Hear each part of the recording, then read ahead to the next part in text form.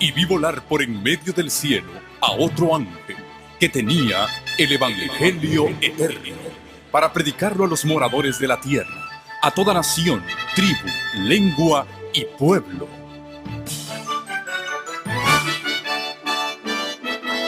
Con ustedes su programa cristiano con temas bíblicos de actualidad. Un programa que trae al mundo la verdad presente. Este es el Evangelio eterno.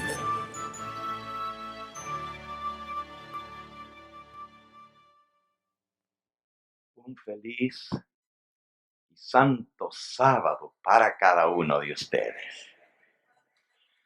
Qué hermoso es estar en la casa del Señor.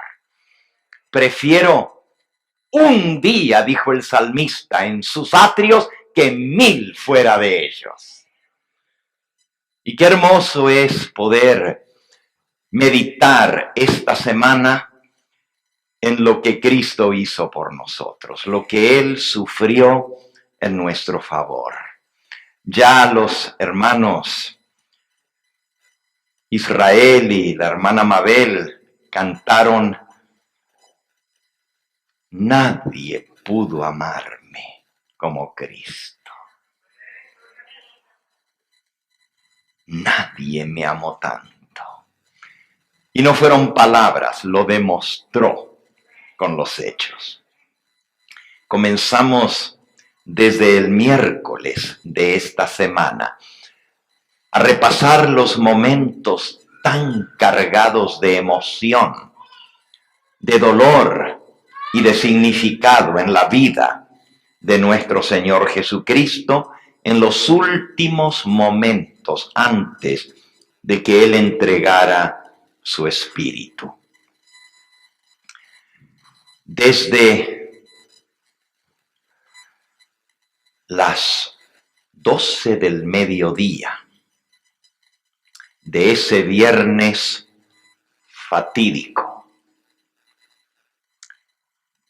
hubo tinieblas en la tierra. Si vuelven a abrir sus Biblias en San Mateo, en el capítulo 27,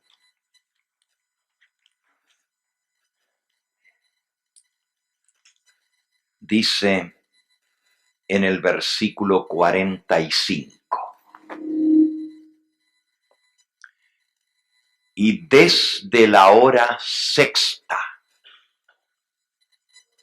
hubo tinieblas sobre toda la tierra hasta la hora novena.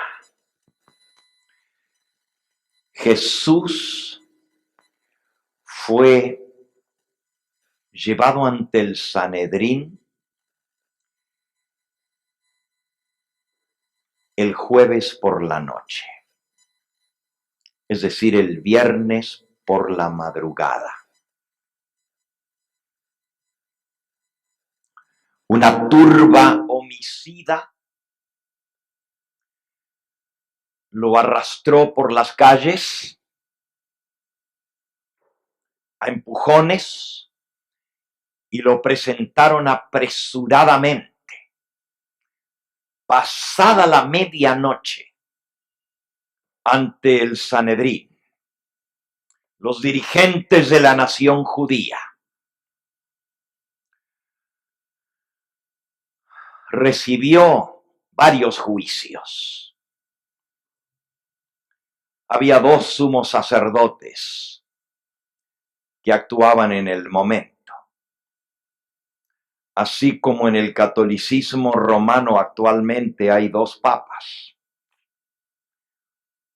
Uno ya retirado, pero que aún está vivo, Benedicto XVI.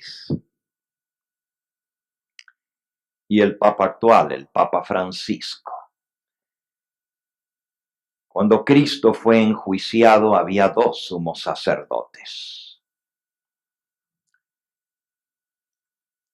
Anás y Caifás. Y los 2 se pusieron de acuerdo para condenar a Jesús. levantaron falsos testigos contra él.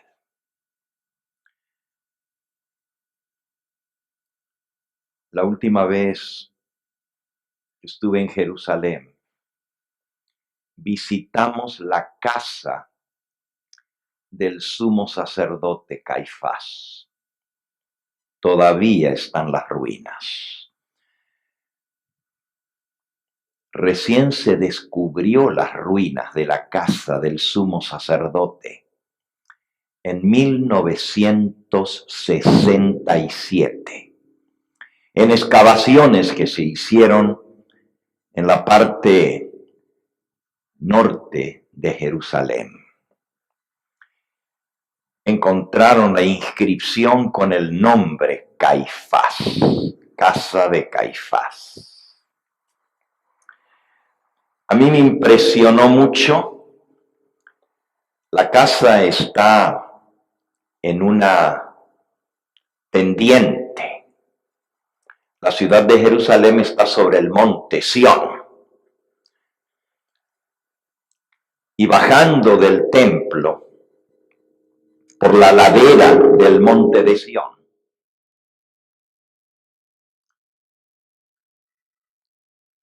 hay una iglesia construida por los católicos que lleva el nombre Gallicanti, cuando cantó el gallo. Y esa iglesia fue construida justamente en el patio de la casa de Caifás, pero no se había encontrado en sí las ruinas de la casa, se sabía que esa era la zona. Pero cuando se excavó para hacer la construcción de la iglesia católica, que es nueva, bueno, relativamente nueva, ¿verdad? 1967. Y cuando digo relativamente nueva es porque los otros edificios de Jerusalén todos tienen 500, 600, 1000, 1200 y algunos hasta 1500 años de antigüedad. Pero 1967, hace unos 40 años atrás, construyeron esa nueva iglesia en piedra y al excavar para poner los cimientos en la ladera de la montaña, se encontraron con las ruinas o lo que quedaba de la casa de Caifás y encontraron la inscripción con su nombre. ¿Saben lo que me impresionó? La casa tenía 2 pisos porque está en bajada, en la ladera. Y en el piso de abajo hay un cuarto que encontraron un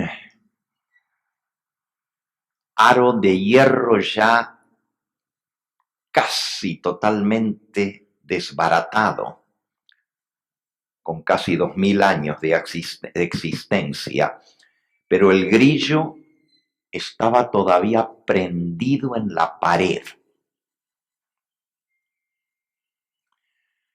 Allí se ataban a los reos cuando venían a ser enjuiciados en la casa del sumo pontífice Caifás. Y también encontraron el lugar donde era el flagelamiento, donde castigaban con látigos a los reos. Porque hay otro aro de hierro colgado arriba de la pared, donde se ataban las manos, y otro aro de hierro donde se ataban los pies para que el reo no se pudiese mover mientras lo flagelaban. Cuando estuve delante de esos vestigios, como dice ese corito, tierra bendita y divina la de Palestina donde murió Jesús. Quedan en ti testigos mudos, que son los viejos muros de la Jerusalén. Viejas paredes destruidas que si tuvieran vida nos hablarían también. Eres la historia inolvidable del unigénito Hijo de Dios, porque en tu seno se derramó la sangre, sangre preciosa de nuestro amado Salvador. Y cuando yo me paré delante de esos grillos, con el correr del tiempo se van deteriorando y ya no están lisitos, están todos desgastados por el tiempo. Pero me puse a pensar que ahí habían atado las manos del Señor Jesús para golpearlo, que ahí había caído la sangre de Cristo cuando lo azotaron con los latigazos, que allí pasó varias horas atado. De allí lo llevaron ante Pilato al amanecer, aún siendo oscuro. Pero esa noche, en la casa de Caifás, donde ahora está la iglesia en Gallicantu, cuando cantó el gallo, en el patio, o lo que sería el patio en aquel entonces de la casa de Caifás, fue donde Pedro negó al Señor Jesús. No una ni dos, sino 3 veces. Ahí entendí cómo Pedro pudo ver a Jesús desde el patio. Han reconstruido la cárcel donde se ponen los reos que vienen a ser enjuiciados. La reconstruyeron con las piedras y los materiales que encontraron en la excavación. Y como la casa está en bajada, en una pendiente, el piso de arriba tiene un piso abajo que también se abre hacia afuera, se puede ver hacia afuera. Y allí había rejas en el piso de abajo que miraban hacia el patio. Habían cortado la montaña y hecho, no es un patio muy grande. Hoy en día, como dije, está la iglesia cuando cantó el gallo en ese lugar. Pero desde ese lugar donde Pedro se calentaba al fuego, él podía ver a Jesús detrás de las rejas. Solamente estando allí me di cuenta de cómo estaba situado todo y por qué Pedro vio cuando una mano sacrílega le dio una bofetada a Cristo.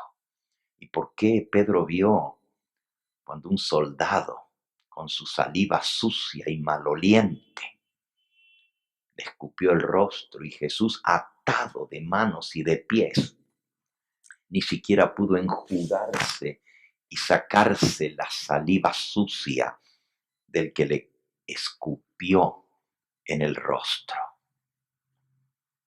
porque lo tenían atado. Le dieron trompadas, lo flagelaron, lo golpearon brutalmente, le destrozaron su espalda allí y él con las manos no podía ni siquiera poner sus brazos para defenderse de los golpes. Y Pedro vio cuando le taparon los ojos con una bandana y se tomaban turnos los soldados para burlarse de él y decir: tú eres profeta, adivina quién te golpeó. Y ¡fa! Le daban de un lado y le daban de otro lado y le daban con el puño cerrado y él no podía ni protegerse.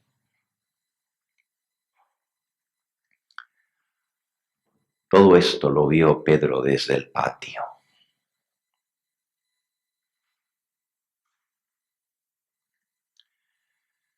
También le tocó ver cómo los testigos falsos testificaban mentiras de él. Algunos de los que hablaron ni siquiera conocían a Jesús ni le habían visto físicamente, pero testificaban que ellos eran testigos de las cosas que este hombre había dicho. Les pagaron para que dieran testimonio falso.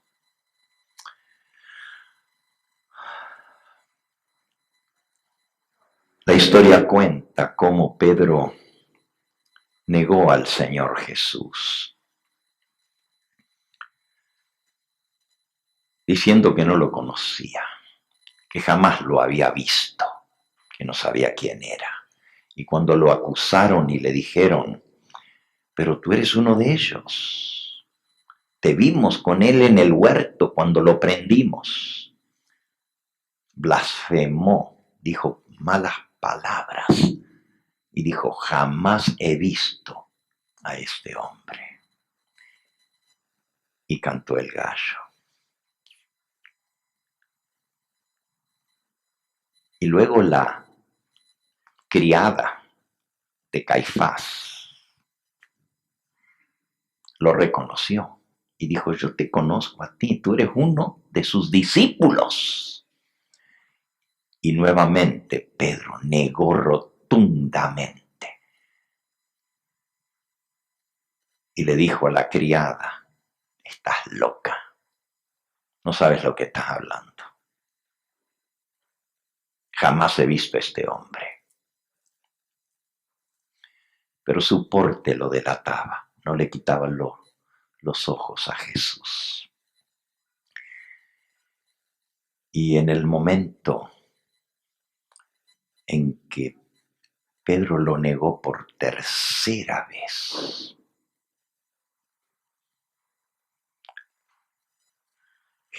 Pedro se acordó porque el canto del gallo fue la segunda. Cuando el gallo cantó la segunda vez, Pedro lo había negado la tercera vez. Y se acordó de lo que Jesús le había dicho esa noche, unas horas antes que el gallo cante 2 veces, me habrás negado 3. Y al volverse y ver el rostro de Jesús, sus ojos se cruzaron, se clavaron sus miradas. Jesús tras las rejas, Pedro en el patio. Era la hora más fría de la noche, justo antes de la madrugada. Pero el frío heló el corazón de Pedro cuando vio que Jesús no lo miraba reprochándolo, no lo miraba diciéndole, ¿qué hiciste? Negarme. Tan solo vio una mirada de tremenda compasión, una mirada de tristeza, pero de amor y misericordia. Y mientras Pedro lo miraba y se le salían las lágrimas por haber hecho lo que había hecho, una mano sacrílega le dio otra bofetada y le volvió el rostro a Cristo, y ya no le pudo ver sus ojos. Pedro salió corriendo de allí aterrorizado. Él entendía que el golpe más grande no se lo había dado el que le dio la bofetada, sino él, al haberlo negado. Porque esos golpes duelen más que el dolor físico. Y hoy nos toca estudiar la cuarta palabra de Jesús. El miércoles vimos: Padre, perdónalos porque no saben lo que hacen. Y aprendimos que esa oración, la mensajera del Señor dice, que incluía a todo pecador que hubiera vivido o que fuera a vivir hasta el fin del mundo. En esa oración Jesús oró por nosotros para que nuestros pecados fuesen perdonados. Y el Padre escuchó la oración porque aceptó el perfecto sacrificio del Cordero de Dios. Y de esa manera la oración fue respondida. El jueves por la noche vimos las palabras que le dirigió al ladrón arrepentido, cuando éste le dijo: acuérdate de mí cuando vengas en tu reino. Y Jesús le dijo: de cierto te digo hoy, estarás conmigo en el paraíso. Dio el perdón a los que lo maltrataban, dio la salvación al que lo reconoció y se arrepintió. Dio la seguridad y el consuelo a su madre. Ese fue el tema de anoche. Al pie de la cruz vio a su madre. Y la ternura vino a su corazón al ver que esta pobre mujer estaba sufriendo tanto que estaba doblegada del dolor, como solamente una madre puede sufrir. Y viendo al lado de ella a Juan, su discípulo amado, se la encomendó diciéndole: hijo, he aquí tu madre. Y a ella le dijo: mujer, he aquí tu hijo. Aún en el momento de su muerte se acordó de su madre e hizo provisión por ella, aunque no tenía nada humanamente ni monetariamente que dejarle para su madre sola y viuda. Le dejó lo mejor, aquel a quien él amaba y quien lo respetaba a él de todo corazón y con toda su alma, a su discípulo Juan, que desde ese momento recibió a su madre en su casa. La última vez que fuimos a las tierras de la Biblia, o la vez anterior más bien, pasamos por Turquía, donde están las 7 iglesias del Apocalipsis: Éfeso, Esmirna, Pérgamo, Tiatira, Sardis, Filadelfia y la Odisea. Y filmamos 7 sermones, uno en cada una de esas localidades. Pero la primera de todas fue Éfeso. Y en Éfeso visitamos las ruinas junto al mar de la casa del apóstol Juan. Juan murió en Éfeso. Estuvo prisionero en Patmos, que es una isla de la costa de Asia Menor, donde está Éfeso, mar adentro. Allá fue donde él escribió el libro de Apocalipsis, pero murió en Éfeso. Y allí también dice la historia, aunque no está registrado en la Biblia, que murió la madre de nuestro Señor Jesucristo. Y Juan atendió de ella hasta sus últimas horas. Hoy nos toca ver el tema que lleva por título: Dios mío, ¿por qué me has desamparado? Y fue nuestra lectura bíblica. Retomemos el hilo de la historia. Versículo 45, desde la hora sexta hubo tinieblas sobre toda la tierra hasta la hora novena. La hora sexta son las 12 del mediodía. Jesús fue crucificado alrededor de las 9 de la mañana. Y las palabras que hemos escuchado, cuando realmente nos ponemos a pensar, son pocas para 6 horas que estuvo colgado en la cruz. Es decir, no habló mucho.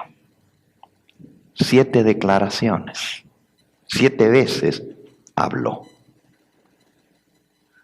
En 6 horas.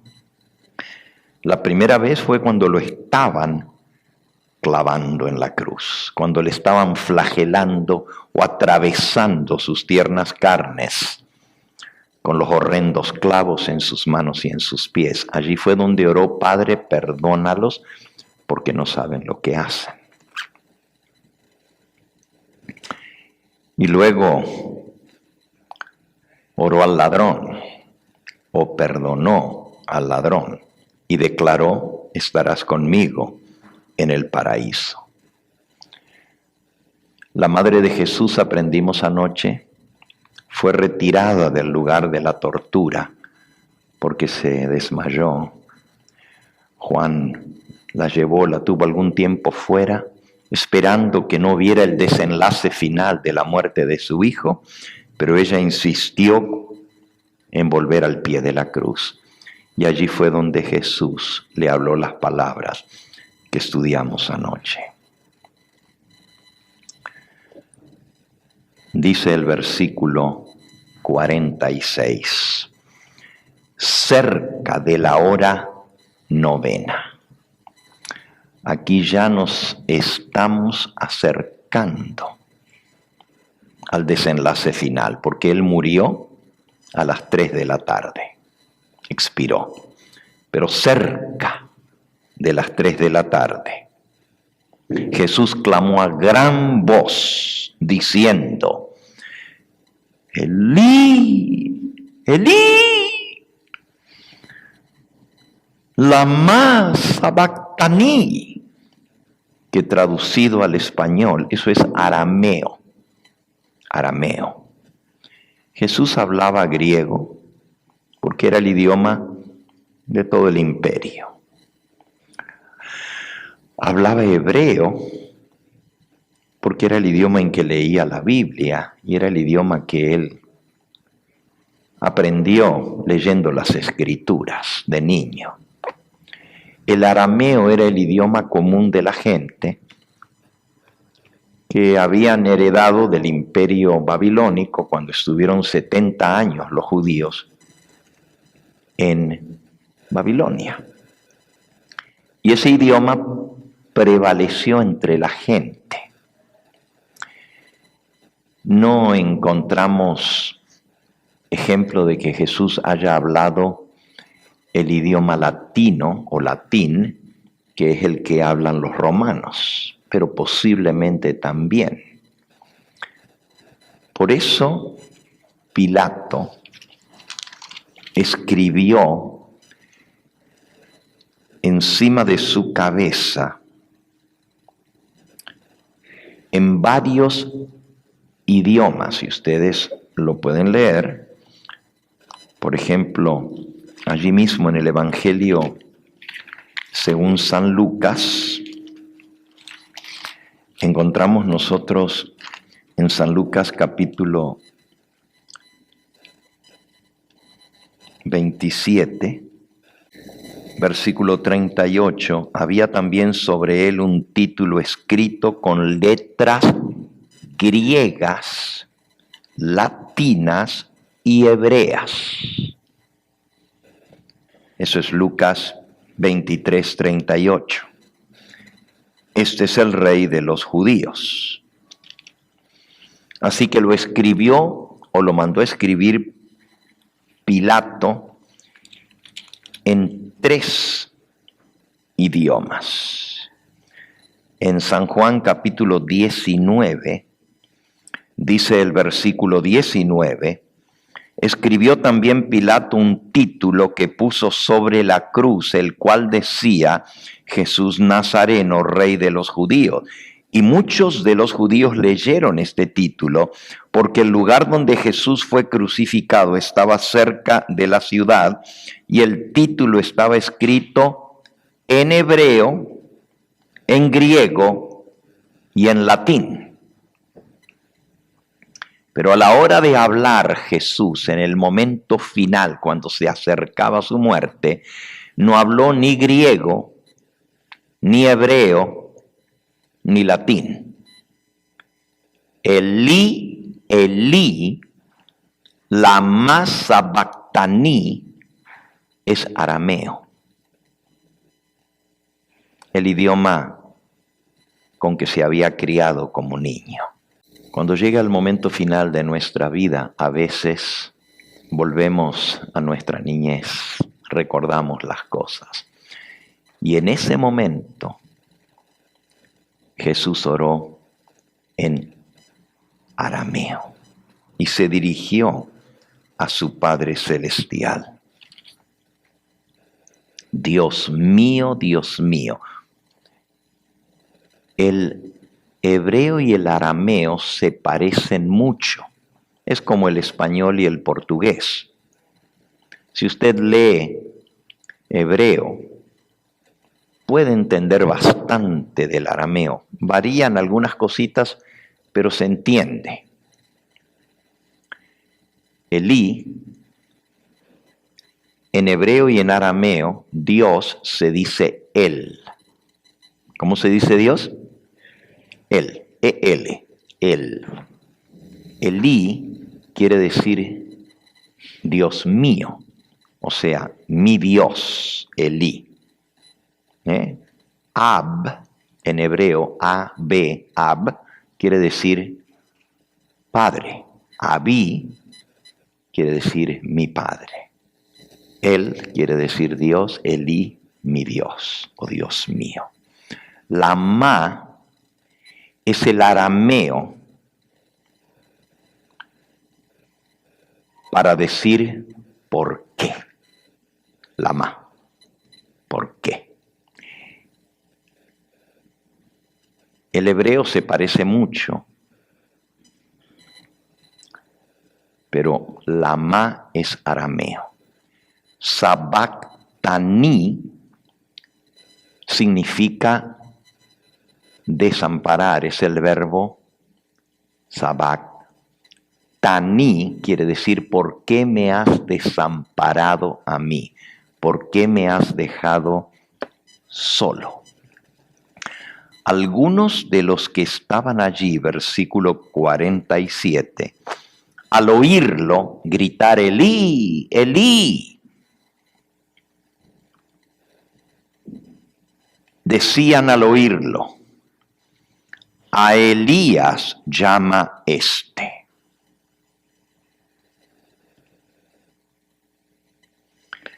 En realidad es una burla.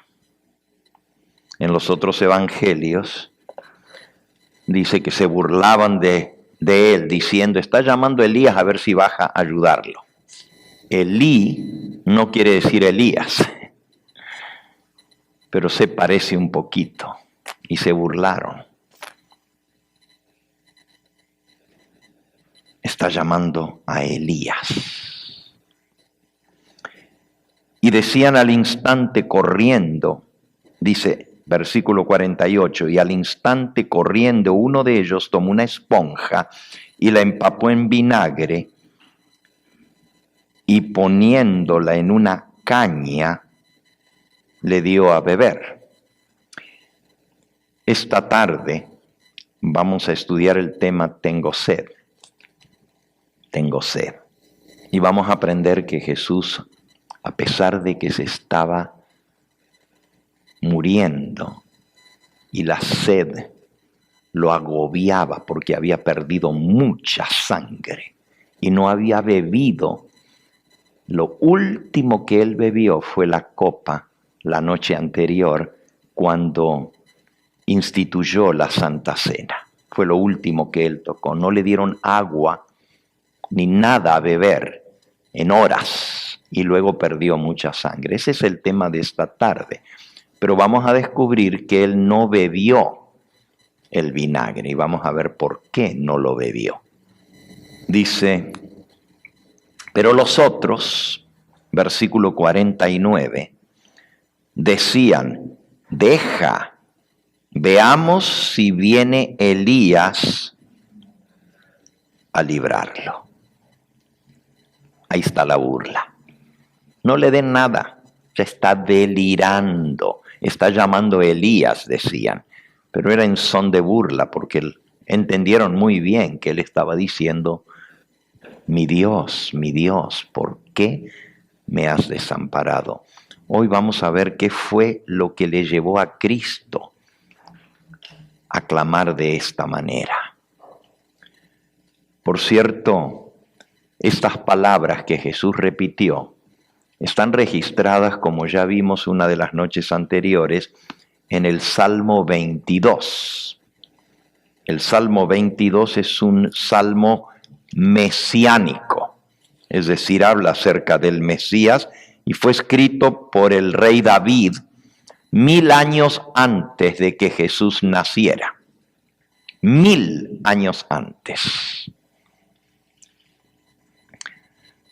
El rey David fue el segundo rey de Israel. Primero vino Saúl, luego David y luego Salomón, el que construyó el templo.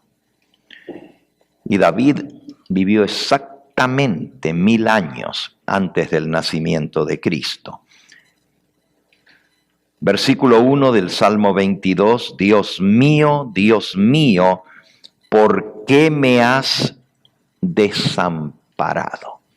Las palabras literales que están en el Salmo 22 fueron las que Jesús respondió o balbuceó o gritó estando clavado en la cruz unos momentos antes de morir. Solo nos queda de las palabras que Jesús dijo, tengo sed, y luego su grito final, consumado es, y mañana vamos a ver, Padre, en tus manos encomiendo mi espíritu, y expiró. ¿Por qué Jesús gritó de esta manera? ¿Qué quiso decir con esas palabras? ¿Será que el Padre lo dejó solo? ¿Creen ustedes que el Padre lo dejó solo? Bueno, estaba profetizado también por el profeta Zacarías, que decía, pisé solo el lagar, y de los míos ninguno estuvo conmigo. Pisó solo el lagar, nadie hubo con él. Todos lo abandonaron. Nosotros aprendimos que su madre y las otras 2 mujeres estaban junto a la cruz. No todo el tiempo. Fueron 6 horas que estuvo colgado. Juan fue el único que se acercó a la cruz. Los demás miraban desde lejos, dice la Escritura. Desde lejos. Ninguno estuvo cerca, rodeando al Señor Jesús. Es más, cuando lo prendieron en el Getsemaní, esa noche del jueves por la noche, pueden leer ustedes en San Marcos, en el capítulo 14 está el arresto de Jesús. Dice el versículo 50 de Marcos 14. Entonces todos los discípulos, dejándole, huyeron. ¿Cuántos? Todos. Eso incluye también a Juan. Todos, dice aquí, los discípulos dejándole, huyeron. Había un muchacho que no era discípulo de Cristo, pero era de los seguidores del Señor Jesús, no era de los 12. Y era muy jovencito, tenía tan solo 15 años de edad. Y el versículo que sigue ahí en Marcos, el 51, dice, pero cierto joven le seguía, cubierto el cuerpo con una sábana. Y le echaron mano, lo prendieron. Mas él, soltándose de la sábana, huyó desnudo. Claro, no quiere decir que no tenía ropa interior, pero la única ropa que tenía era una sábana. Y cuando lo agarraron de la supuesta ropa, que era la sábana, él soltó la sábana y salió huyendo en paños menores. Por la calle, imagínense, desnudo. Algunos dicen que no tenía nada. Bueno, no sabemos, pero allí dice, huyó desnudo. Ese era Juan Marcos, el que escribió el Evangelio. Es el único que podía saberlo, porque todos los demás se habían ido. ¿Y quién iba a saber la historia sino el mismo que huyó, verdad? Que andaba con una sábana y que cuando lo agarraron soltó la sábana y salió huyendo. El punto es que lo dejaron todos solos. Jesús se sintió totalmente desamparado y eso comenzó desde el Getsemaní.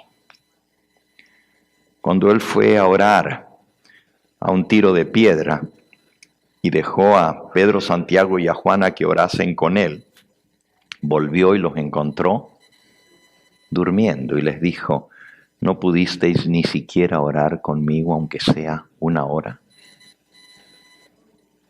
Y fueron 3 veces. La tercera vez les dijo, duerman ya. Ya el Hijo del Hombre va a ser entregado en manos inicuas. El sueño los venció y Jesús les había dicho, velad para que no caigáis en tentación. Ellen White dice que si ellos se hubieran quedado orando esa noche con Jesús, no lo hubieran abandonado, no hubieran salido huyendo. Pero cuando Judas vino y lo besó y lo entregó en manos de la turba, todos salieron disparados y lo abandonaron. Lo mismo pasó en la cruz. Tenían miedo de que les echasen mano. Dijeron, comenzaron con él y ahora van a seguir con nosotros. A todos nos van a matar. Pero lo cierto es que Jesús solo pisó el lagar. Lo abandonaron. ¿Sería por eso que Jesús clamó, Dios mío, ¿por qué me han desamparado? Como humano necesitaba el apoyo de un ser humano. Cuando estuvo en el Getsemaní se acercó a sus discípulos y Elena de White comenta, cuando él sudó las gotas de sangre, nuevamente, si vamos al Evangelio según San Lucas, en el capítulo 22, dice el versículo 39, saliendo se fue como solía al monte de los olivos y sus discípulos también lo siguieron. Y cuando llegó a aquel lugar les dijo, orad para que no entréis en tentación. Y él se apartó de ellos a distancia como de un tiro de piedra.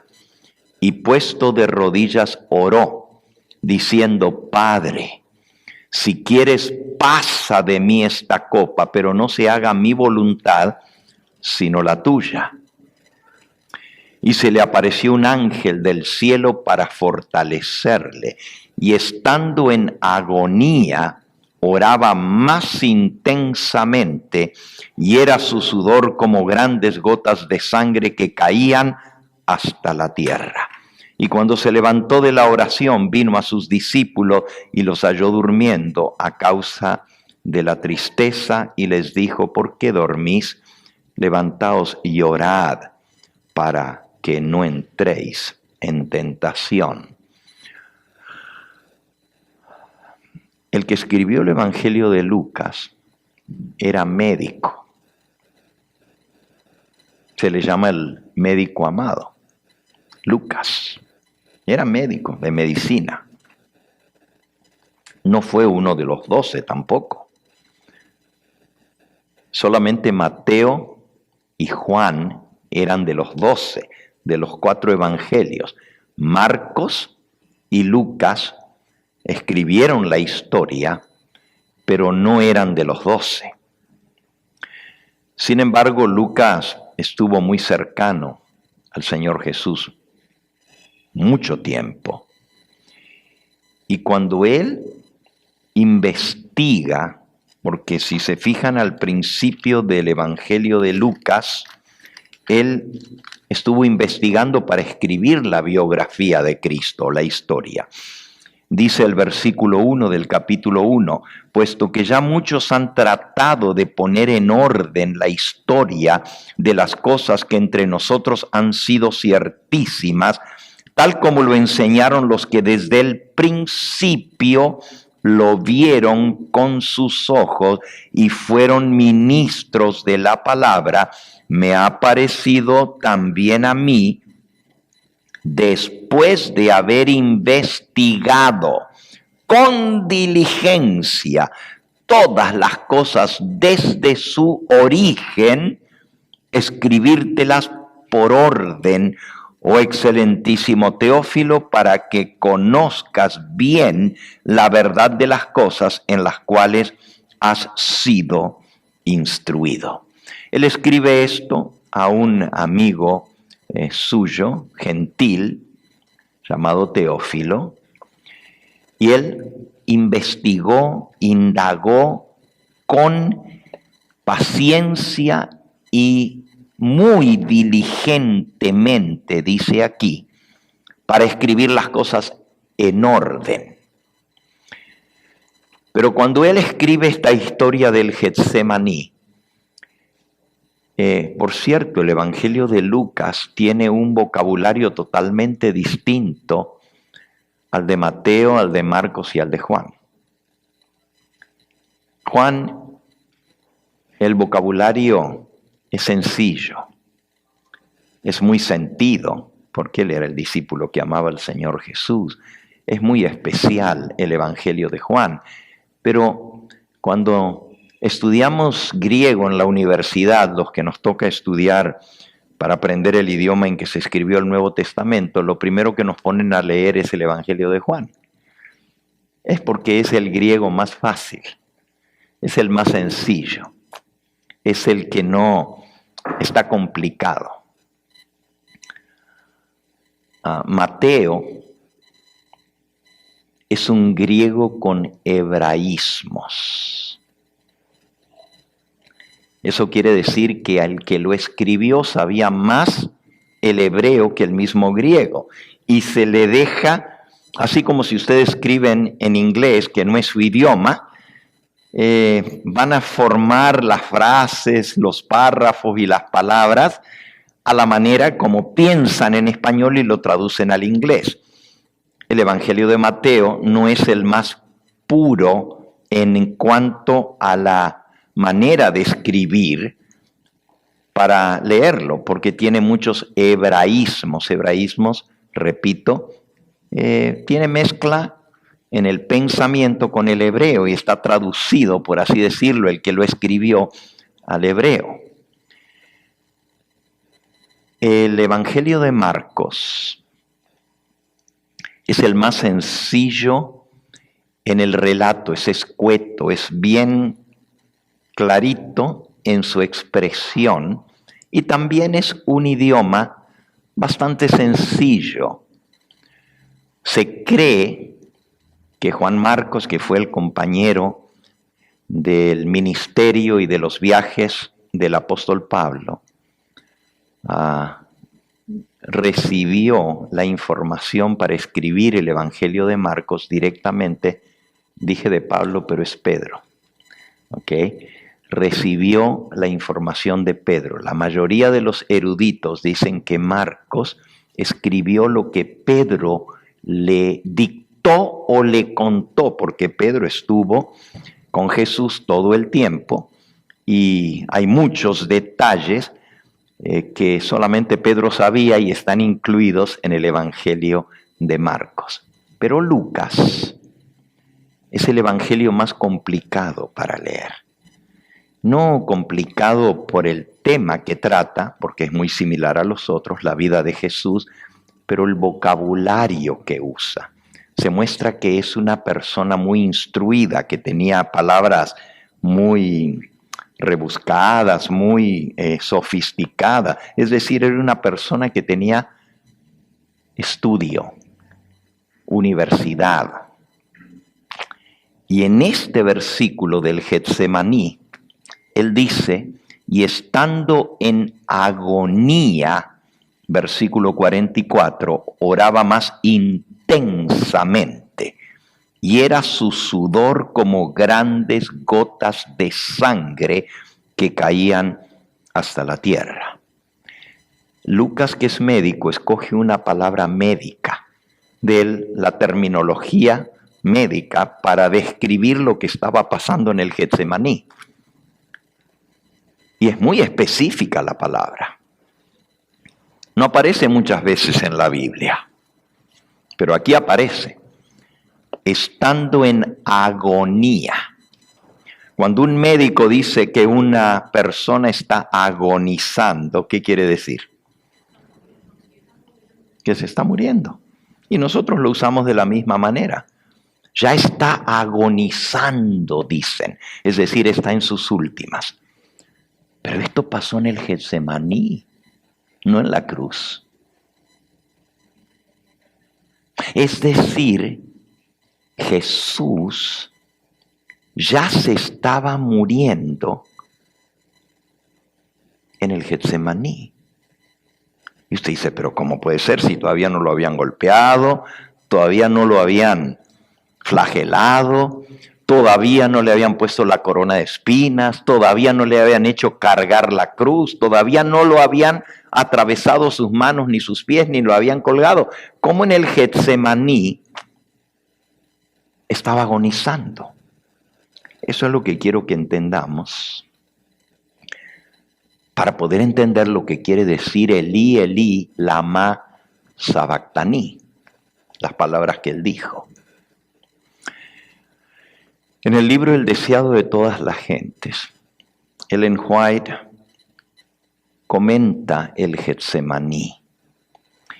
Y ella dice que el Hijo de Dios desmayaba y se moría en el Getsemaní.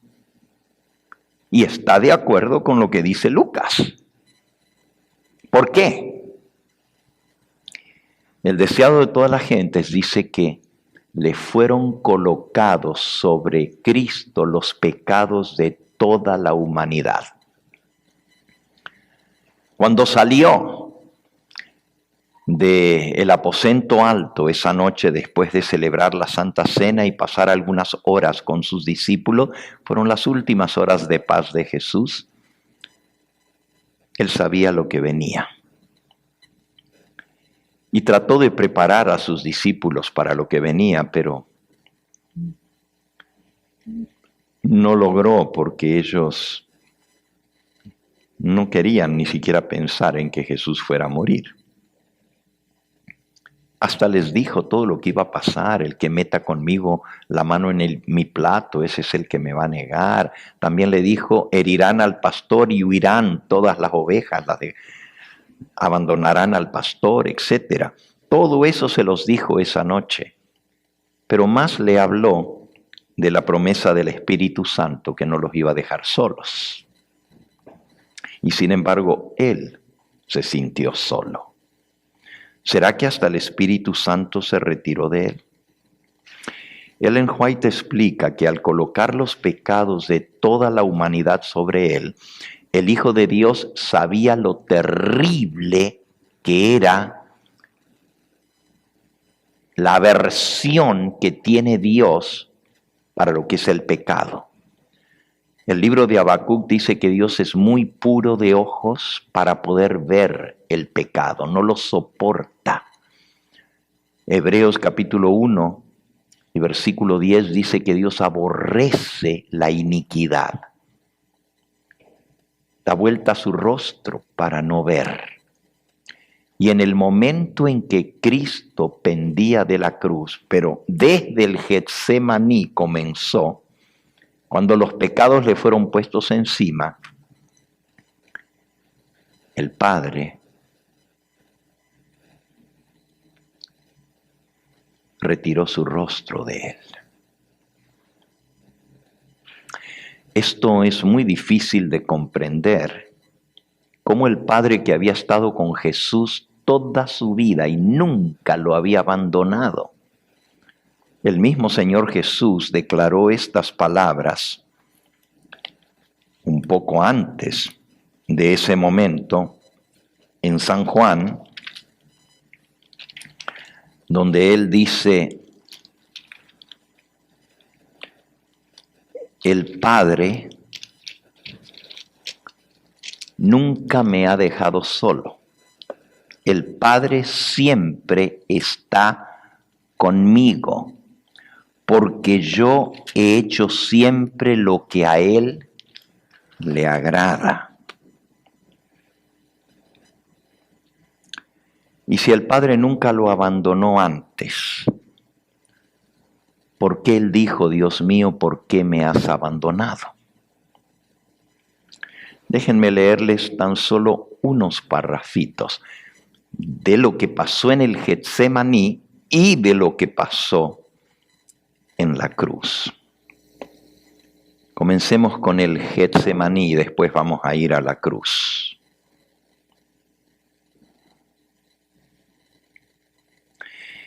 Mientras el Hijo de Dios se postraba en actitud de oración en el huerto de Getsemaní, a causa de la agonía de su espíritu, brotó de sus poros sudor como grandes gotas de sangre. Allí fue donde le rodeó el horror de las tinieblas. Pesaban sobre él los pecados del mundo entero. Sufría en lugar del hombre como transgresor de la ley de su padre. Allí se produjo la escena terrible de la tentación. ¿Cuál tentación? La divina luz de Dios desapareció de su vista y él fue entregado en manos de las potestades de las tinieblas. ¿Saben lo que eso significa? Siempre su padre lo había protegido, había estado cerca de él. Siempre había sentido la seguridad de que su padre estaba con él. Pero ahora su padre se retiró. Tenía que dejarlo solo para que él gustara lo que es la penalidad del pecado. Y lo entregó en manos de las potestades de las tinieblas. Lo estoy leyendo aquí.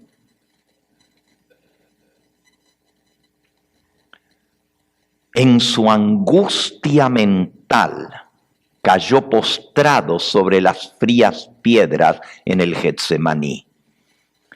Se percataba del ceño de su padre. Había desviado la copa del sufrimiento de los labios del hombre culpable y se proponía beberla él mismo para dar al hombre, en cambio, la copa de bendición. La ira que habría recaído sobre el hombre recayó en ese momento sobre Cristo. Allí fue donde la copa misteriosa tembló en su mano. Jesús había acudido a menudo al Getsemaní con sus discípulos para meditar y orar. Ellos conocían bien este retiro sagrado. Aún Judas sabía dónde encontrar al Señor Jesús, porque ahí siempre iba cuando oraba.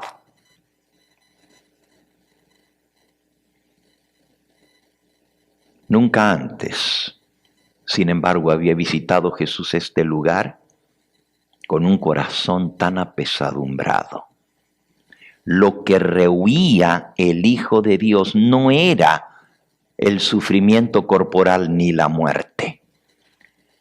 Ni fue esto lo que arrancó de sus labios en presencia de sus discípulos estas amargas palabras: mi alma está muy triste hasta la misma muerte, quedaos aquí y velad conmigo, oren por mí.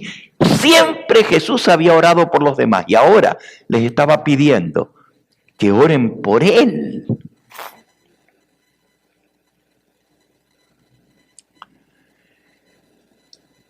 Gotas de sudor mezcladas con sangre. En idioma médico, siguiendo la terminología de Lucas, esto se llama hematidrosis. Hematidrosis. Y es sudor mezclado con sangre. La hematidrosis está registrada en los libros de medicina y es un fenómeno que se da muy raras veces.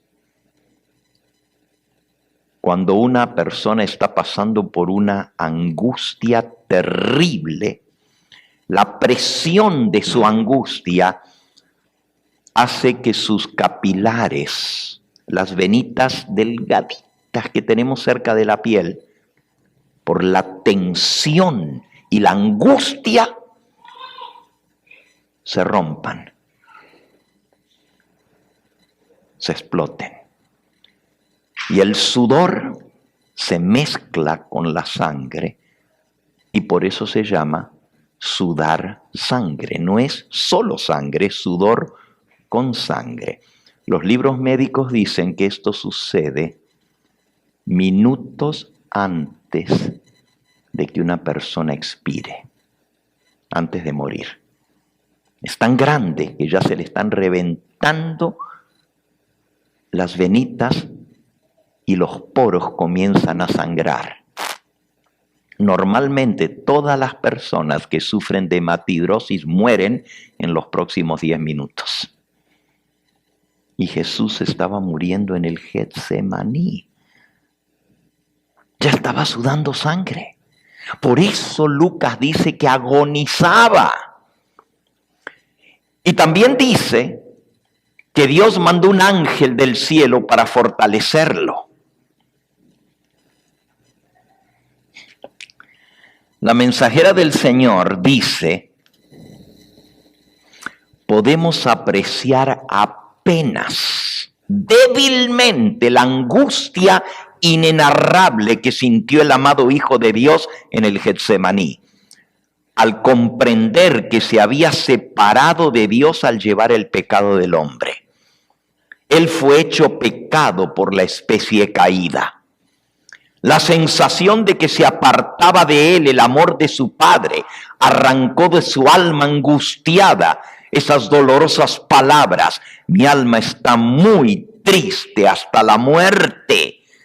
Si es posible, pase de mí este vaso. Y luego, en completa sumisión a la voluntad del Padre, añadió: empero no se haga como yo quiero, sino como tú.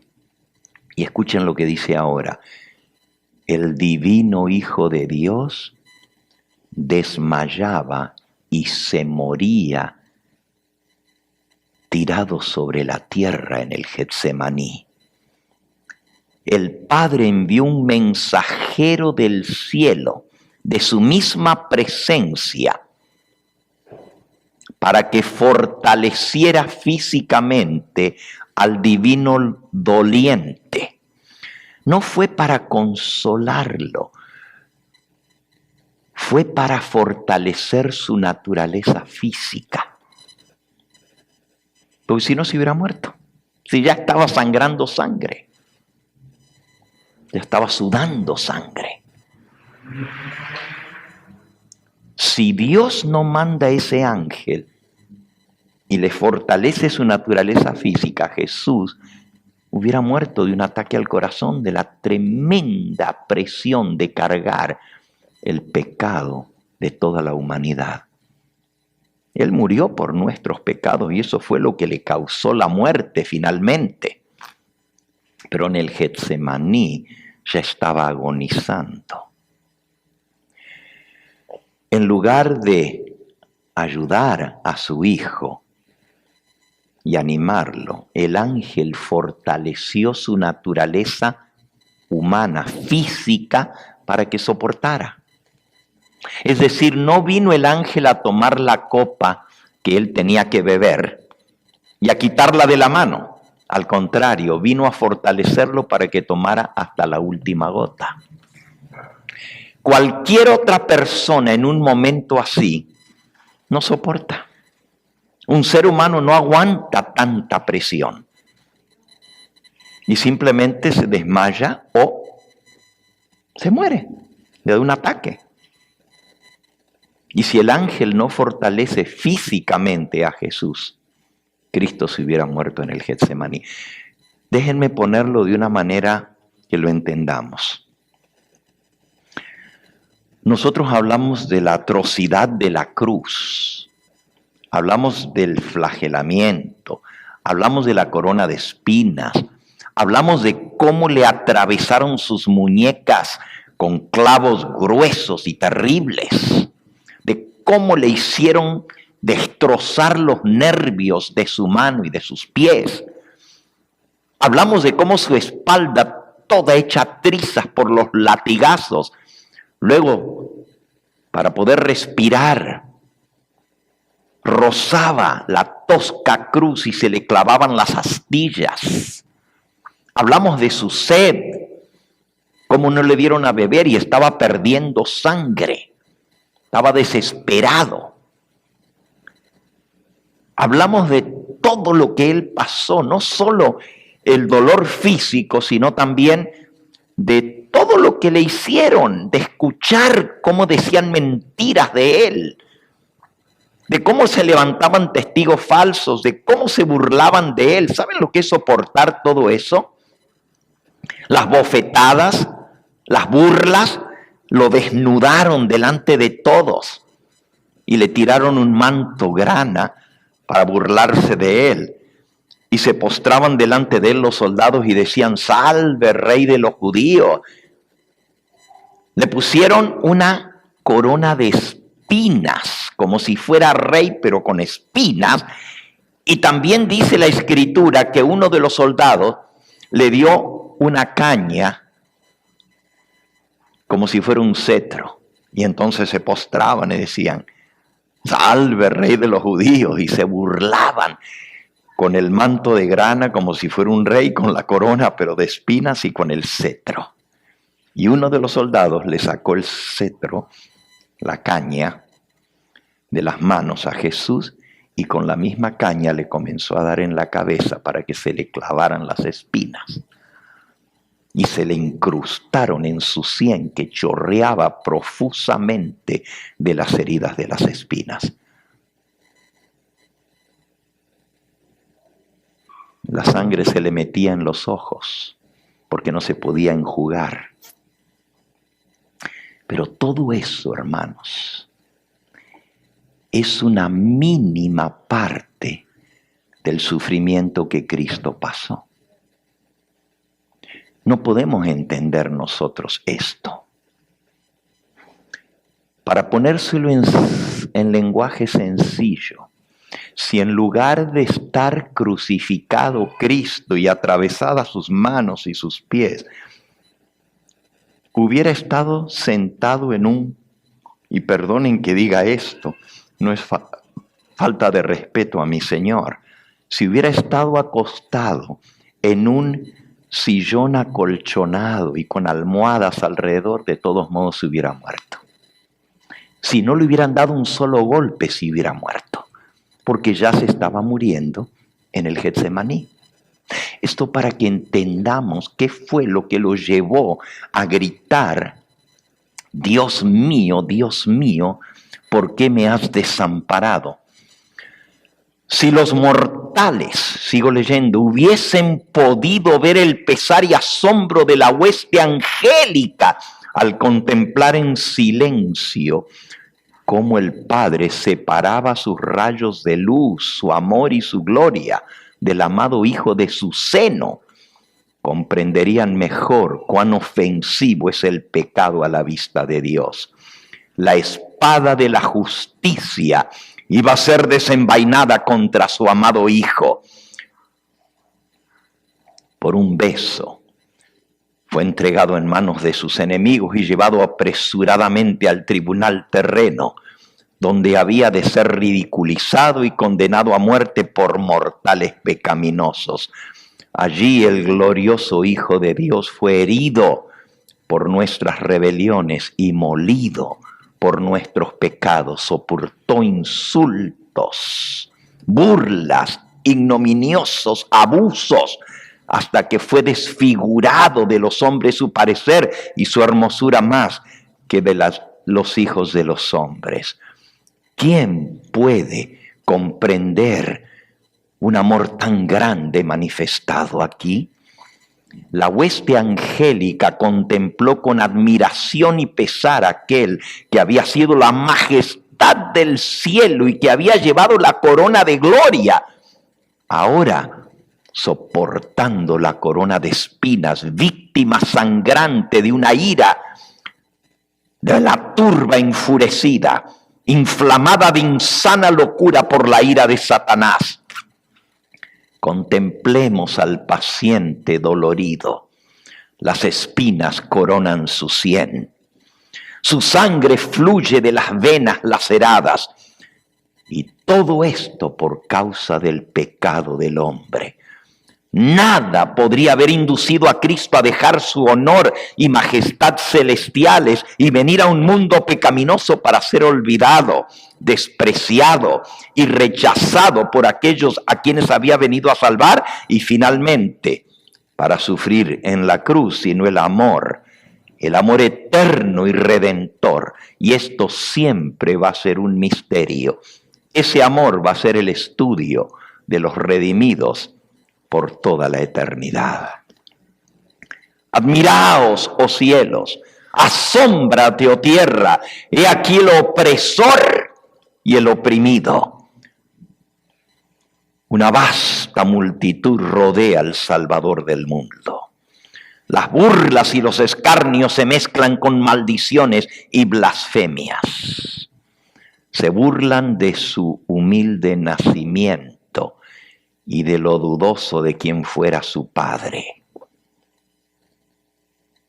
Satanás ejerce pleno dominio sobre las mentes de la gente en torno a la cruz.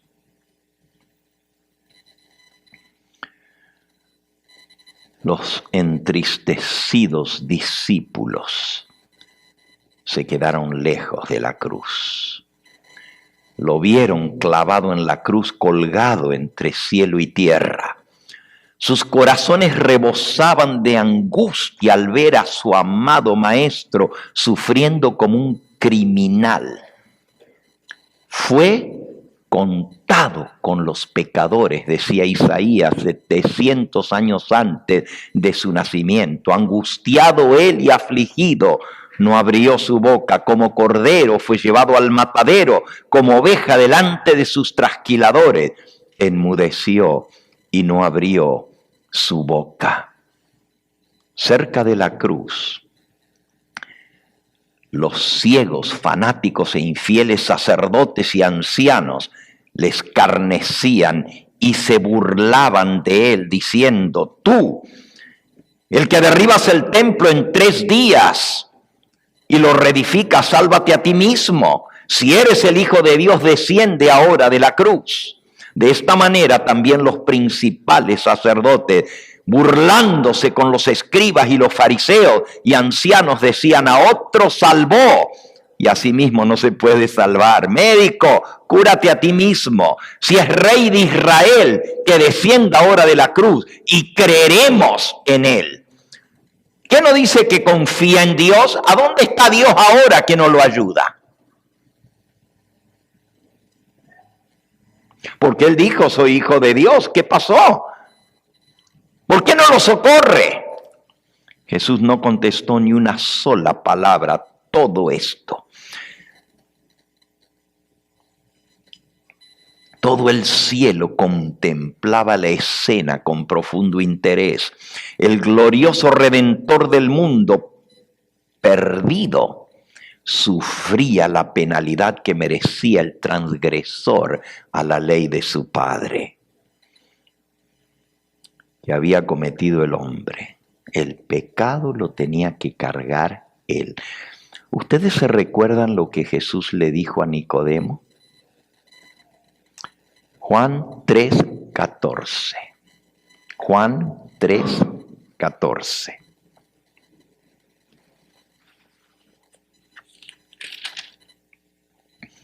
Como Moisés levantó la serpiente en el desierto, así es necesario que el Hijo del Hombre sea levantado, para que todo aquel que en él cree no se pierda, mas tenga vida eterna.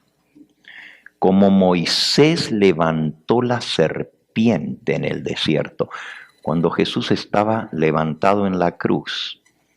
Es cierto que es el Cordero de Dios sin mácula, sin contaminación, entregando su vida por la raza humana. Pero Jesús dijo que estaba muriendo como serpiente. La serpiente es un símbolo de Satanás. ¿Y por qué?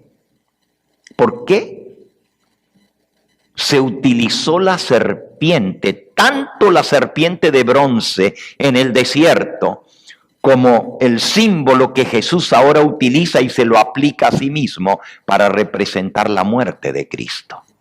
¿Por qué? Porque si bien él nunca había pecado, cargaba los pecados de todos nosotros. Es decir, murió como el peor de los pecadores. Todo lo malo que tú y yo hemos hecho, él lo traía sobre sus hombros. Él tuvo que sufrir la justicia de todos los asesinos. Él tuvo que cargar el pecado de todos los pervertidos sexuales, de todos los malditos, blasfemos. Todo aquello que el hombre hizo, él lo cargó. El pecado de todos nosotros, dice Isaías 53, fue puesto sobre él. Jesús había estado con su Padre siempre, nunca se había separado de él. Junto con él había hecho el mundo. Y frente a los sufrimientos agonizantes del Hijo de Dios, únicamente los hombres ciegos y engañados permanecieron insensibles. Los principales de los sacerdotes y ancianos vilipendiaban al Hijo de Dios mientras éste agonizaba y se moría en la cruz. Pero la naturaleza inanimada gemía y simpatizaba con su autor, que sangraba y perecía. La Biblia dice que hubo un terremoto. La tierra tembló. El sol se negó a contemplar la escena. Los cielos se cubrieron de tinieblas. Una oscuridad misteriosa comenzó en torno a la cruz, como una nube negra que rodeó la cruz y se fue extendiendo y extendiendo y extendiendo. Y la nube de mortaja cubrió toda la ciudad de Jerusalén.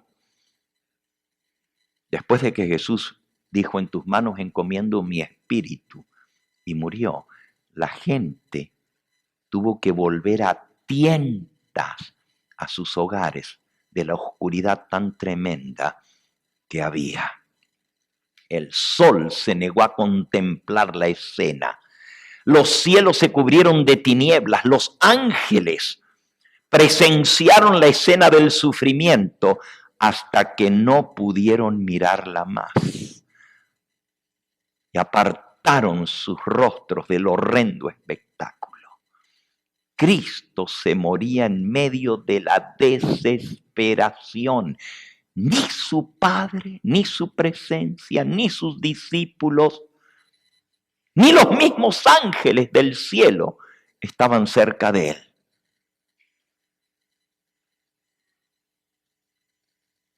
Había desaparecido la sonrisa de aprobación del Padre, y a los ángeles no se les permitía aliviar la lobreguez de esta escena atroz.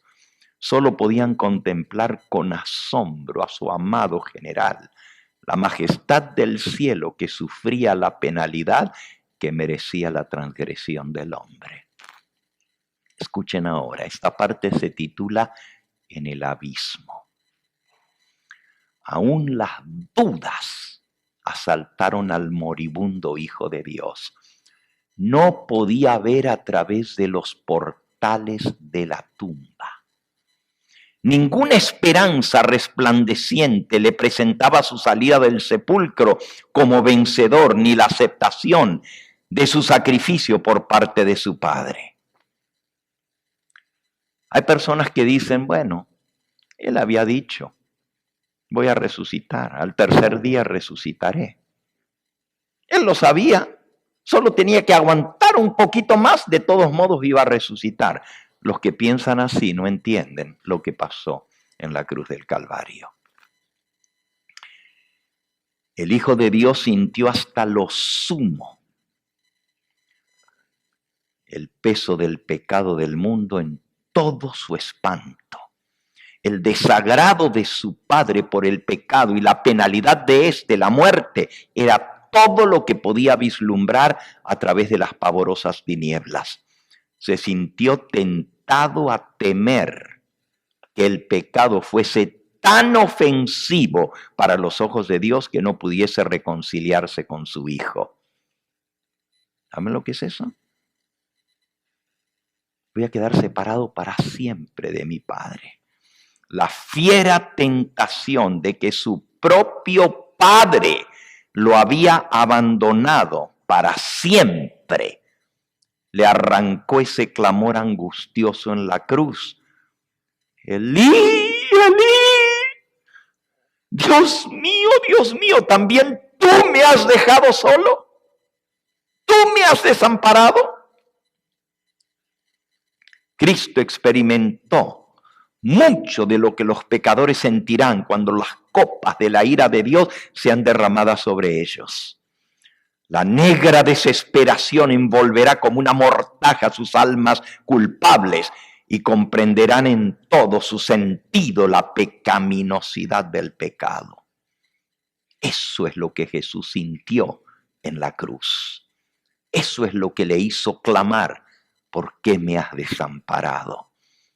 La salvación ha sido comprada por los sufrimientos y la muerte del Hijo de Dios. Y los que se pierdan eternamente cuando sean condenados después del juicio final y para ser echados al lago de fuego, van a sentir la desesperación que sintió Jesús en la cruz. Porque Jesús murió por ellos también. Y ellos podrían haber sido salvos si hubieran aceptado voluntariamente y gustosamente su sacrificio. Pero ninguno está obligado a aceptar la salvación. Ni ninguno está obligado a obedecer la ley de Dios. Si el ser humano niega el beneficio celestial y prefiere los placeres y el engaño de este mundo, consumará su elección, pero al fin recibirá su salario, la ira de Dios y la muerte eterna. Estará para siempre separado de la presencia de Jesús, cuyo sacrificio ha despreciado. Es terrible. Habrá perdido una vida de felicidad y sacrificado la vida eterna por placeres momentáneos del pecado.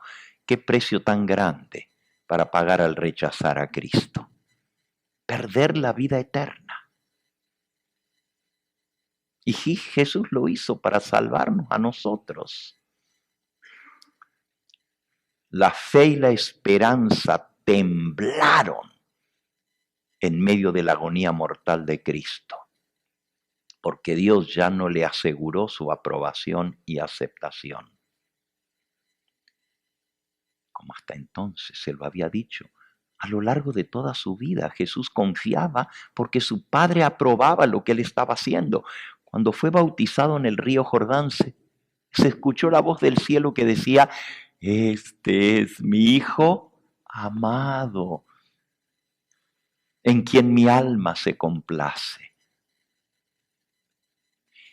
Sobre el monte de la transfiguración se escuchó otra vez la voz del Padre y la gloria de Dios lo rodeó.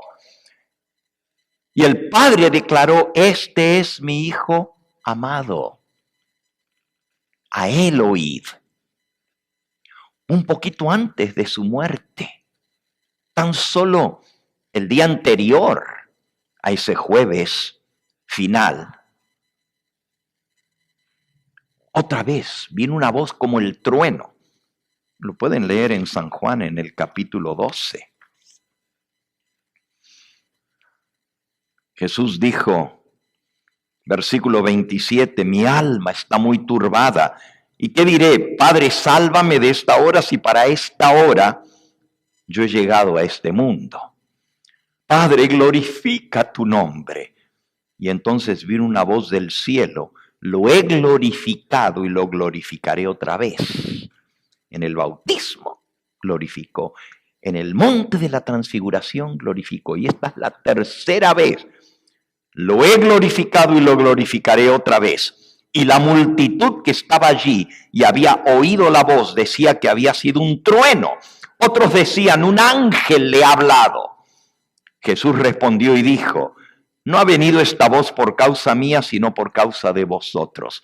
Ahora es el juicio de este mundo. Ahora el príncipe de este mundo será echado fuera. Y yo, cuando fuere levantado de la tierra, a todos atraeré a mí mismo. Y decía esto dando a entender de qué muerte iba a morir. Esto pasó el día antes de la Santa Cena, el miércoles de esa semana. Y al día siguiente fue entregado en manos de la turba, el jueves por la noche, y el viernes ya estaba muerto. Todavía 2 días antes escuchó la voz del Padre que lo glorificaba, pero ahora en la cruz no hubo ninguna voz. Eso es lo que lo hizo gritar: Elí, Elí, lama sabactaní, ¿también tú me has abandonado? El Redentor había confiado en las evidencias de la aprobación de su Padre y hasta ahí había sido fortalecido, porque su Padre aceptaba sus labores y se complacía en su obra. Pero en su agonía mortal, mientras entregaba su propia vida, no hubo ninguna voz que le habló. Tuvo que confiar por la fe solamente, y solamente por fe en aquel a quien había obedecido con gozo. No le alentaron claros y brillantes rayos de esperanza que iluminasen a diestra y siniestra.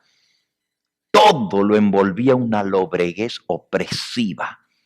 En medio de las espantosas tinieblas que la naturaleza formó por simpatía a su creador, el Redentor apuró la misteriosa copa hasta la última gota. Mientras se le denegaba hasta la brillante esperanza y confianza en el triunfo que obtendría en el futuro, no escuchó ninguna voz que le decía: está bien lo que estás haciendo, hijo mío.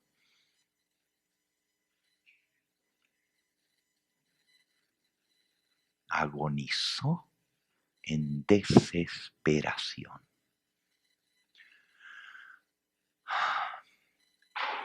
Esta noche vamos a ver el tema consumado es y lo que eso significó. Hoy hemos entendido un poquito lo que significa, Dios mío, ¿por qué me has desamparado? Y todo esto fue por amor a mí. A veces hablamos de los sufrimientos físicos de Cristo y pensamos que eso fue lo terrible. Si realmente fueran los sufrimientos físicos, ¿en qué se compara eso con la muerte de los que murieron como mártires de Cristo? ¿Que no hubo gente que por amor a Jesús también fue crucificada? El mismo Pedro, cuando fue crucificado, dijo: no soy digno de que me crucifiquen como mi maestro, y pidió ser crucificado cabeza abajo. A otros los quemaron vivos. A lo largo de la historia hay mártires que fueron descuartizados, que les arrancaron el cuero cabelludo, que les cortaron las extremidades, que los torturaron. Entonces, si fuera el sufrimiento físico de Cristo, ¿en qué se compara al sufrimiento de los que sufrieron por Él? Hay un himno que a mí me gusta mucho. Lleva por título En Jesucristo, mártir de paz. ¿Sí lo conocen? Pero tengo un problema con ese himno. Por más bonito que sea, y el coro es precioso, con el coro no tengo ningún problema, pero es esa frase, mártir de paz. Jesús no murió como mártir. Él no es mártir. Él murió como sacrificio. A Él no lo mataron. Él entregó su vida. Y esa es la gran diferencia. Si Él hubiera sido mártir, hubiera sido un mártir más de los tantos. Pero no fue el sufrimiento físico de Cristo lo que le quitó la vida. ¿Por qué a las 3 de la tarde ya estaba muerto? Su corazón explotó de la angustia mental, de sentirse solo, completamente desamparado. Y si ustedes escucharon bien, Elena de White dice que Jesús no podía ver más allá de los portales de la tumba. Aunque Él había dicho, al tercer día resucitaré, una cosa es decirlo y otra cosa es vivirlo. Y en ese momento no podía ver más nada. Solo sabía que el pecado lo había separado de su padre y tenía miedo. Y la tentación fue, hasta aquí llegué. Y para siempre voy a quedar separado de mi padre. Consumado es el tema de esta noche. Es el más impresionante. Y lo que eso significa, consumado es. Y después de esta noche nos queda uno más. Y es el de mañana. Pero por supuesto, el tema de mañana, en tus manos encomiendo mi espíritu, también vamos a hablar de su resurrección. No se pierdan. Mañana va a ser nuestro último tema. Y si ustedes no trajeron a nadie esta semana que escucharan lo que Cristo hizo por nosotros, todavía tienes esta noche y mañana para invitar a alguien. Porque Dios usa la predicación para tocar los corazones. El apóstol Pablo dice en 1 Corintios 1 que Dios escogió salvar a los que creen por la locura de la predicación. Y es a través de la predicación como las almas son salvas. Y en esta hora yo voy a dar la oportunidad para que aquellos que han sido tocados, porque solo los hombres insensatos e insensibles pueden no emocionarse y sufrir cuando escuchan lo que Cristo padeció. Hasta la naturaleza inanimada sufrió con su autor. ¿Y cómo nosotros no vamos a sentir enternecida nuestra alma cuando vemos lo que Jesús pasó por nosotros? Fue su agonía de cargar el pecado sobre sí lo que lo llevó a decir: ¿por qué me has dejado solo, Padre mío? Y la pregunta es, ¿y fue todo eso en vano?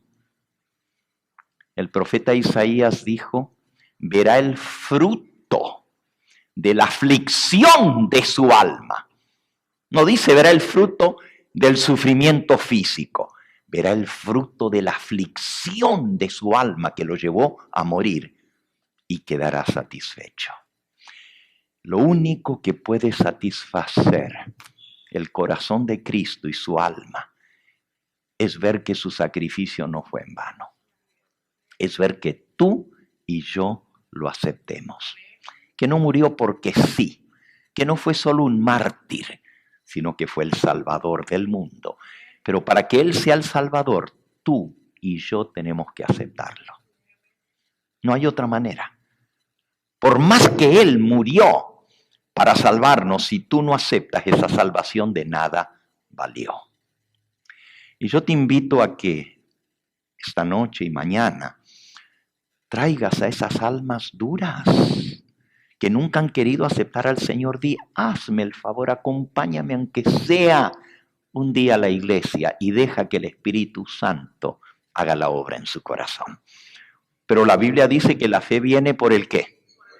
Por el oír. Y si no escuchan, ¿cómo van a tener fe? Entonces invítalos. Pero hoy, en esta hora, la invitación es para ti. Esta tarde es para tu esposo, para tu esposa, para tu hijo, para tu hija, para tu primo, para tu abuela. Trae a tu sobrino, aunque sea arrastrado, porque la Biblia dice: esfuérzalos a entrar. Pero hoy es para ti la invitación. ¿Qué harás con Jesús? ¿Valió de algo su sacrificio en tu vida? ¿Qué significa lo que Jesús padeció por ti?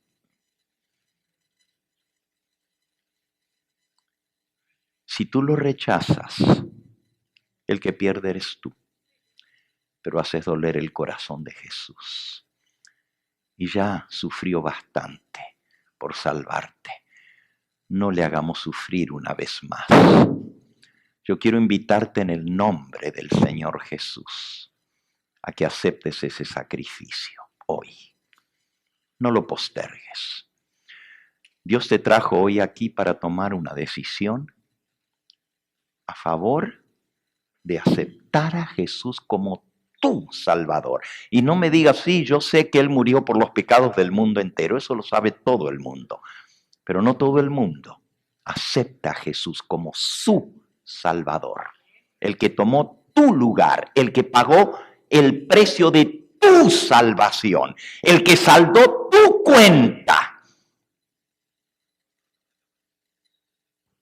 Por eso tienes que decirle: creo, acepto. A los suyos vino y los suyos no lo recibieron, mas a todos los que le recibieron, a los que creen en su nombre, les da el poder de ser hechos hijos de Dios. Tú tienes que creer, pero tienes que recibirlo. Tú tienes que decirle: Señor, te acepto como mi Salvador. Creo que tú moriste por mí. Acepto tu sacrificio. Y la aceptación del sacrificio de Cristo es haciendo lo que Él dijo. ¿No sabéis que todos los que somos bautizados en Cristo Jesús somos bautizados en su muerte? porque somos sepultados juntamente con Él para muerte por el bautismo, para que como Cristo resucitó de los muertos por la gloria del Padre, así nosotros andemos en vida nueva. La manera de aceptar al Señor Jesús y su sacrificio es ser incluido en la muerte de Cristo a través del bautismo, que es el símbolo que yo le he aceptado. Y hay personas aquí que aún no han pasado por la experiencia de ser unidos con Cristo a través del bautismo, que es el bautismo de su muerte. Y para ti es este llamado hoy. Dios te está llamando a entregar tu vida a Él y aceptarle a Él como Señor y Salvador. Y a prepararte para tomar el paso del bautismo. Porque el que creyere y fuere bautizado será ¿qué? Salvo. Pero el que no creyere ya está condenado. Si tú nunca has sido bautizado o bautizada así, de adulto, de grande, creyendo en Jesús, este es el momento de tomar tu decisión. Si fuiste bautizado en el pasado, pero te apartaste del camino del Señor, te enfriaste en ese amor por el Señor, Él quiere reconciliarte consigo mismo. Y hoy es el día de tu reconciliación. No importa lo que hayas hecho, toda blasfemia será perdonada a los hombres. Aun si blasfema contra Cristo, puede ser perdonado. Pero si blasfema contra el Espíritu Santo que te llama al arrepentimiento, no hay perdón. Porque Dios no puede perdonar aquello de lo cual tú no te arrepientes. Hoy acéptale. Y hoy dile, Señor, quiero que me laves, quiero que me limpies. Quiero que tu sangre me cubra de todo pecado y puedes salir de este lugar perdonado hoy. Quisiera preguntar, ¿hay alguien aquí que quiere decir, Pastor Gambetta, yo soy esa alma? Yo estoy aquí porque Dios me trajo y Dios me ha hablado hoy a mi corazón. Y yo quiero aceptar el sacrificio de Cristo. No quiero ser aquel soldado que le dio la bofetada.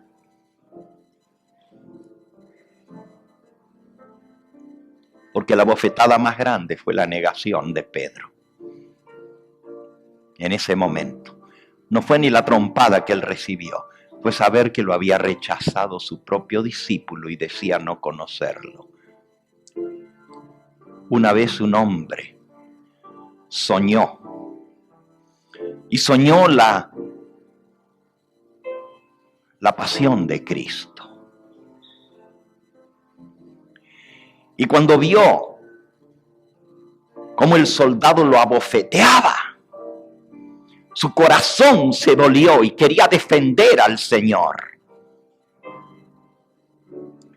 Cuando vio cómo el soldado le clavaba esos clavos gruesos y se los metía con el martillo,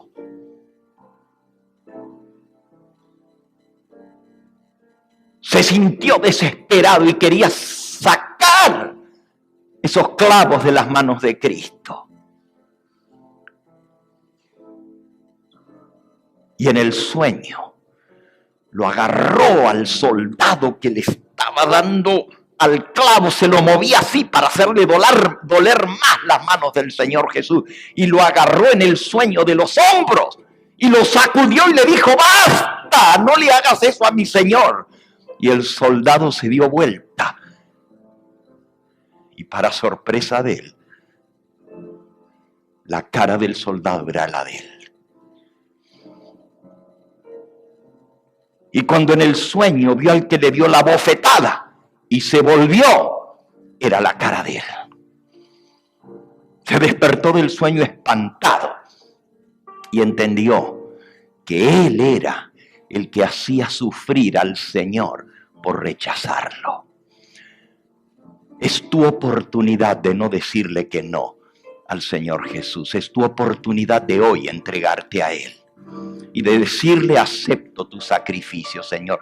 Hay alguien aquí que quiere decir: pastor, yo quiero aceptar el sacrificio del Señor, yo quiero ser salvo. Allí donde estás, quiero ver tu mano, si de verdad amas al Señor. Amén. El Señor te bendiga. Amén.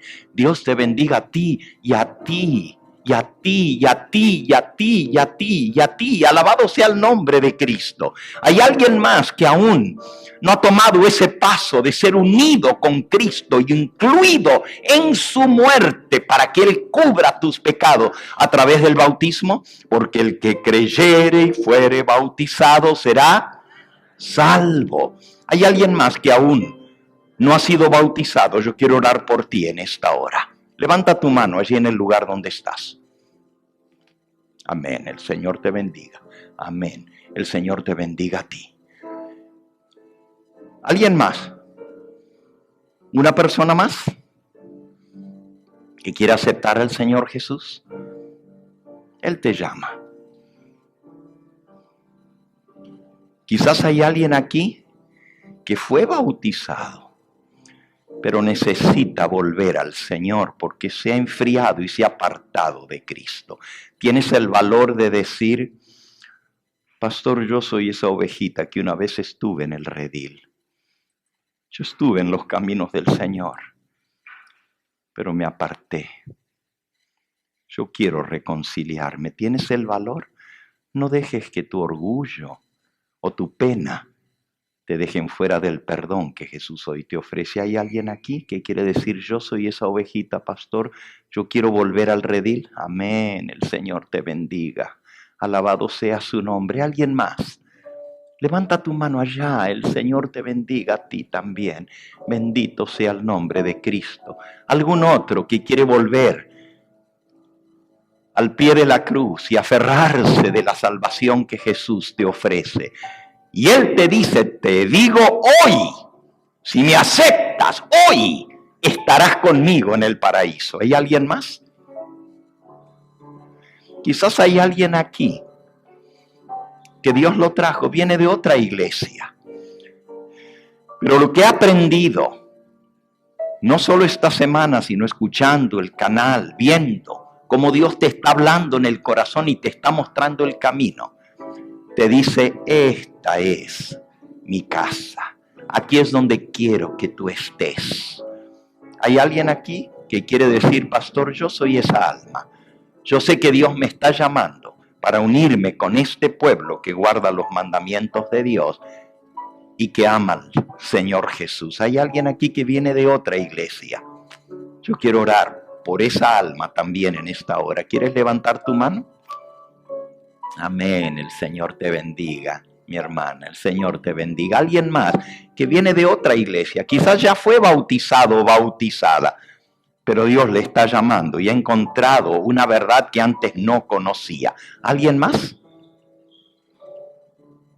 Amén. El Señor te bendiga. Alabado sea su nombre. Amén. El Señor te bendiga. Alabado sea su nombre.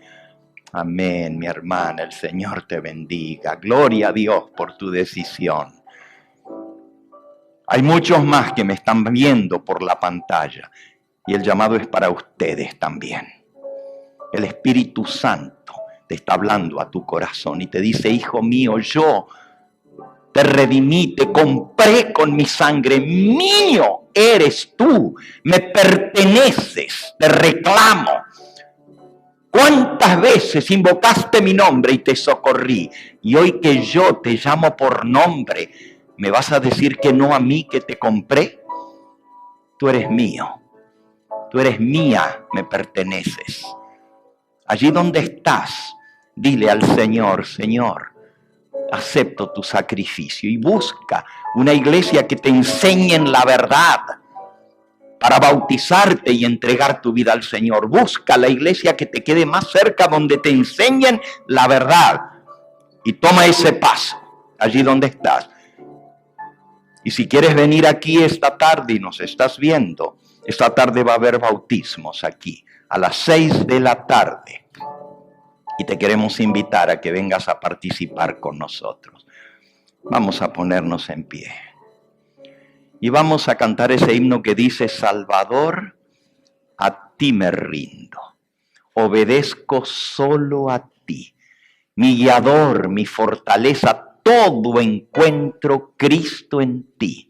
Yo me rindo a ti, yo me rindo a ti. Mis flaquezas, mis pecados, todo rindo a ti. Y mientras cantamos junto con las hermanas del coro este hermoso himno, voy a invitar a todos los que levantaron sus manos que se acerquen aquí, van a ocupar las partes de aquí adelante para poder orar por ustedes. Vengan, amén, el Señor te bendiga.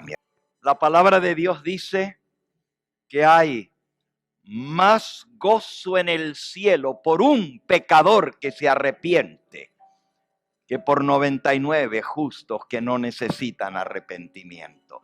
Hoy hay fiesta en el cielo, porque ustedes han aceptado el sacrificio de Cristo. Aquel que murió solo, desamparado, hoy ha visto el fruto de la aflicción de su alma y ha quedado satisfecho. Tú has contentado el corazón de Cristo. Tú, por haberle recibido, has traído gozo y alegría al Señor Jesús. Vamos a entregar estas almas en las manos del Señor. Vamos a ir de rodillas. Si puedes acompañarnos de rodillas, lo haces. Si no puedes arrodillarte, inclina las rodillas de tu alma. Padre Santo y Dios nuestro, alabado y glorificado sea tu nombre. Padre Santo, aquí estamos, compungidos por tanto amor, por tanta compasión para con el pecador, porque Cristo estuvo dispuesto a beber la copa misteriosa hasta las heces, hasta las haces, hasta la última gota. La tomó por nosotros y fue una muerte atroz para que nosotros podamos tener vida eterna. Gracias, Padre, porque tú entregaste a tu Hijo. No entendemos un amor tan grande. Tú podrías haber frenado toda esa ignominia, esa burla. Tú podrías haber acabado con toda esa farsa, con solo haberlo pensado y chasqueado tus ojos, tus dedos, podrías haber borrado el planeta Tierra del universo, pero soportaste la saliva sucia y maloleante que chorreó por las barbas de Cristo, sin poder siquiera enjugarla como Padre.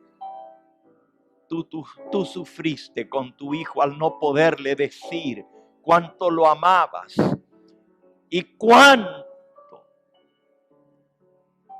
estabas a su lado y que aceptabas lo que Él estaba haciendo.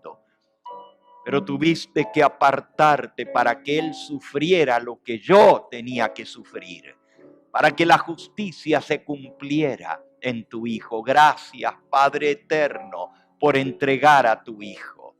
Y gracias, Jesús, por haber ido hasta el fin y no haberte echado atrás.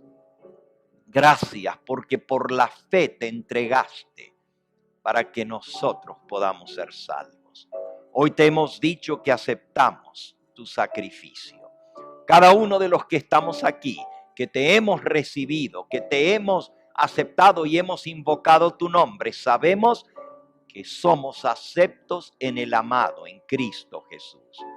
Y estas preciosas almas que han recibido tu llamado y no han sido sordas a tu voz. Tú dices en tu palabra: mis ovejas, las que son mis ovejas cuando yo las llamo, me siguen. Y por eso están aquí, Señor, porque son ovejas de tu prado y tú las trajiste a tu redil. Permite, Señor, que muy pronto puedan ser contadas como parte de tu redil en esta tierra. Recíbelas, perdona nuestros pecados. Por esa sangre preciosa que fue derramada, límpianos de toda rebelión y haznos hijos obedientes a tus mandamientos. Porque tú dijiste, si me amáis, guardad mis mandamientos. Tráenos nuevamente en las horas de la tarde para seguir escuchando tu palabra, porque te lo pedimos en el nombre precioso de tu amado Hijo, nuestro bendito Salvador. A Él sea la gloria y la honra por los siglos de los siglos. Amén, Señor. Amén. Este fue el Evangelio Eterno, su programa cristiano de actualidad bíblica, trayendo al mundo la verdad presente.